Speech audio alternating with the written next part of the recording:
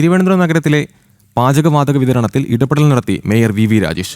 പൂഴ്ത്തിവെപ്പും കരിഞ്ചന്തയും നടക്കുന്നിടത്ത് പരിശോധന നടത്തുമെന്ന് മേയർ പറഞ്ഞു. ആശുപത്രികളിലും ഹോട്ടലുകളിലും ഭക്ഷണം കിട്ടാത്ത സാഹചര്യമുണ്ടായാൽ നഗരസഭ കമ്മ്യൂണിറ്റി കിച്ചൺ ആരംഭിക്കുമെന്നും മേയർ വ്യക്തമാക്കി.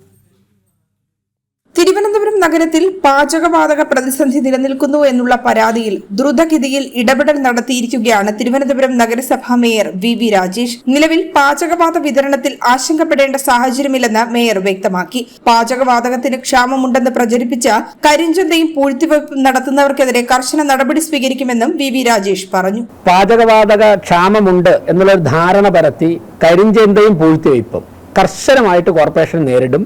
പരിശോധനകൾ വളരെ ശക്തമാക്കും. അങ്ങനെയുള്ളവരുടെ ലൈസൻസ് റദ്ദാക്കുന്നവരുടെ ഉൾപ്പെടെയുള്ള നടപടികൾ എടുക്കാൻ തീരുമാനിച്ചിട്ടുണ്ട്. ബഹുമാനപ്പെട്ട കേന്ദ്രമന്ത്രിയുമായി നടത്തിയ ചർച്ചയിൽ നിന്ന് മനസ്സിലാക്കാൻ സാധിച്ചത് 20% കൊമേഴ്സ്യൽ സിലിണ്ടർ എത്രയും പെട്ടെന്ന് തന്നെ കിട്ടുവാനുള്ള നടപടികൾ കേന്ദ്ര ഗവൺമെന്റ് സ്വീകരിച്ചിട്ടുണ്ട്. ഒരു കാരണവശാലും ഭക്ഷണ സാധനങ്ങൾക്ക് വില വർദ്ധിപ്പിക്കുന്ന നടപടികളിലേക്ക് പോകരുത് എന്ന് ഹോട്ടൽ ഉടമകൾക്ക് നിർദ്ദേശം നൽകിയിട്ടുണ്ട്.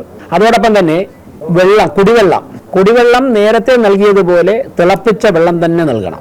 ഒരു സ്ഥലത്തും ഗ്യാസ് കുറവാണ് എന്ന കാരണം പറഞ്ഞുകൊണ്ട് ചൂടാക്കാത്ത വെള്ളം നൽകാൻ പാടില്ല.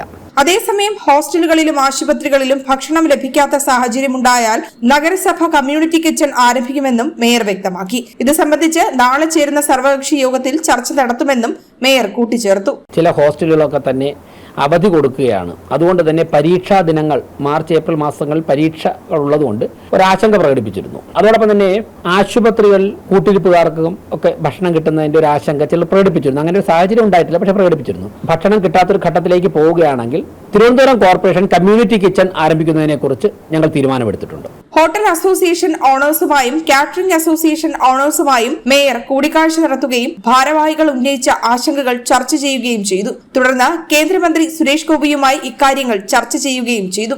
നിലവിലെ പ്രതിസന്ധി പരിഹരിക്കാൻ ഉടൻ നടപടി സ്വീകരിക്കുമെന്ന് കേന്ദ്രമന്ത്രി അറിയിച്ചതായും മേയർ വ്യക്തമാക്കി. ഗവൺമെന്റ് ഓഫ് ഇന്ത്യ പ്രധാനമന്ത്രിയുടെ നേതൃത്വത്തിൽ പെട്രോളിയം മിനിസ്ട്രിയുടെ അധ്യക്ഷതയിൽ ചേർന്ന യോഗത്തിൽ തീരുമാനിച്ചിട്ടുള്ളത് 20% ബ്ലൂ സിലിണ്ടേഴ്സ് കമേഴ്ഷ്യൽ സെക്ടറിലേക്ക് ഡിസ്ബേഴ്സൽ നടത്തുന്നതിന് വേണ്ടി അതത് സംസ്ഥാനങ്ങളുടെ മുഖ്യമന്ത്രിമാർക്കും ജില്ലാ കളക്ടർമാർക്കുമാണ് ചുമതല നൽകിയിട്ടുള്ളത്. ജനം, തിരുവനന്തപുരം.